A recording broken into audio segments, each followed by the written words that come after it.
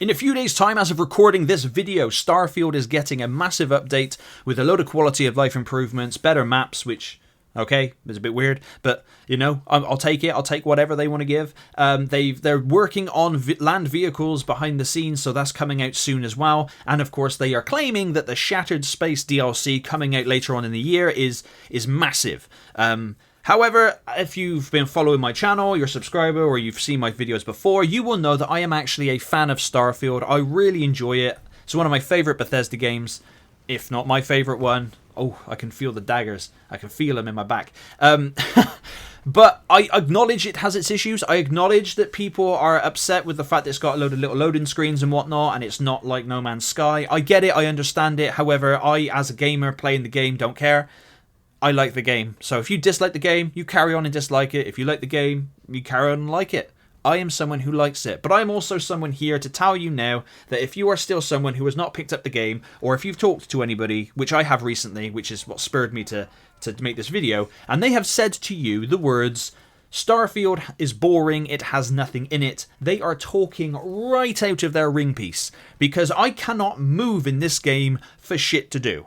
There is so many quests, not to mention the never-ending, respawning, randomizing quests that you can get from mission boards like the 3-Star Ranger board and just random mission boards, which can range from taking out pirates, rescuing hostages, taking somebody somewhere, taking goods somewhere, helping somebody out with an issue, whatever it is. It's all there. It's pretty cool. Not to mention the fact that there's the base building, which I still have not touched.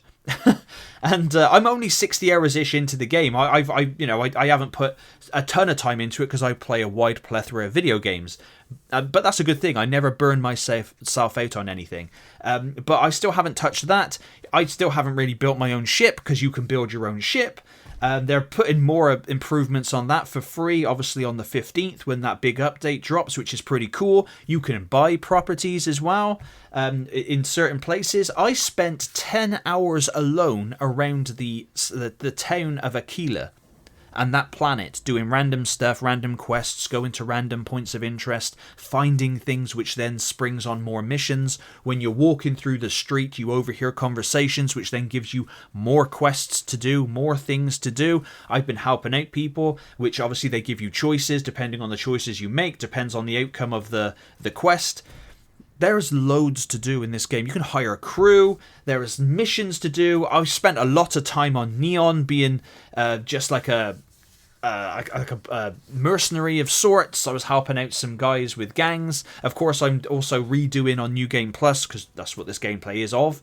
I'm helping out the 3-Star Rangers yet again, but that's just to get the ship you get at the end. Plus, you also get a really cool revolver as well when you join them, which is super sweet.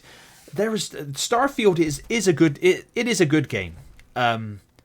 It's not like super duper amazing, the best game I've ever played, but it is a very good first-person Western Bethesda RPG. It is exactly what it is intended to be. I don't know where people are getting off, where they're saying that it's got I don't know if they really remember what Skyrim was like at launch, but it wasn't like it is now, that's for sure. But then Skyrim is still an amazing game and always will be. But Starfield is still it's my favorite space game.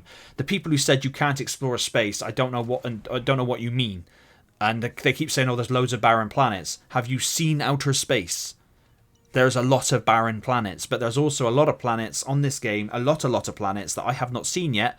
There are a lot of planets I have been to, and I've found outposts and settlements, and I have found abandoned factories and mines. Yes, a lot of resources and models and stuff are reused in places because it relies on random generation. I get that. I also think they're updating that. It doesn't excuse the fact that it's reused a lot from launch. No, of course not. I'm not in any way saying this game is perfect and Bethesda did everything completely right. No. This game also still needs, and hopefully with the update coming out in a few days, it needs performance updates because my frame rates on this game are all over the place. No matter what graphical setting I have it on. I have nearly everything on Ultra, besides a few things, but I've put it down to medium, I've put some things down to low, even using DLSS. The frame rates are just all up and down. But I kind of just take the rough with the smooth because I do enjoy the gameplay. And I am a fan of the fast traveling. fast traveling is my jam, because I am a father of two who works full-time and does this YouTube stuff and plays video games, and I'm a musician. I do a lot of other things, so I don't have time to fly through space forever and a day. I know there's Elite Dangerous out there. I have Elite Dangerous. I used to play it a lot. I could not dock my ship to save my life. I had to turn on auto docking because I'd ping pong around inside the ship or the station, wherever it was I was trying to dock.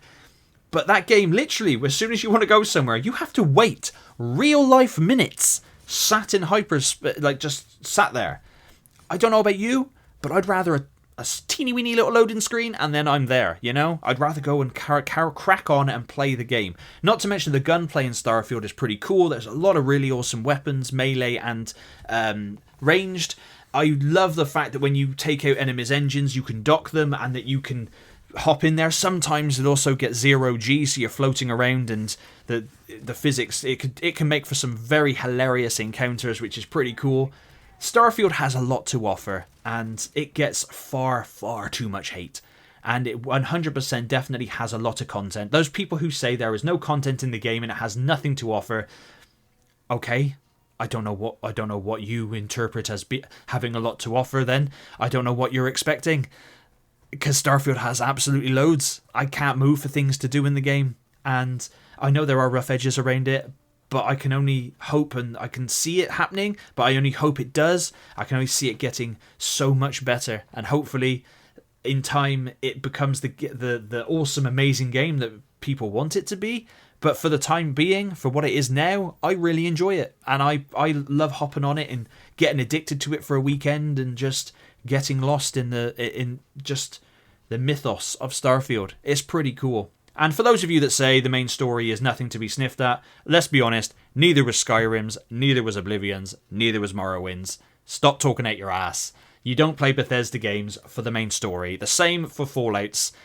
I've completed the Fallout games. I could not tell you what the main story is in 3 and 4. I have forgotten. I will replay through them, but for the time being, I'm happy with Starfield. But please let me know in the comments down below. I can gather that most of them are going to be super negative anyway, so I can't wait for that. And as always, thank you very much for watching.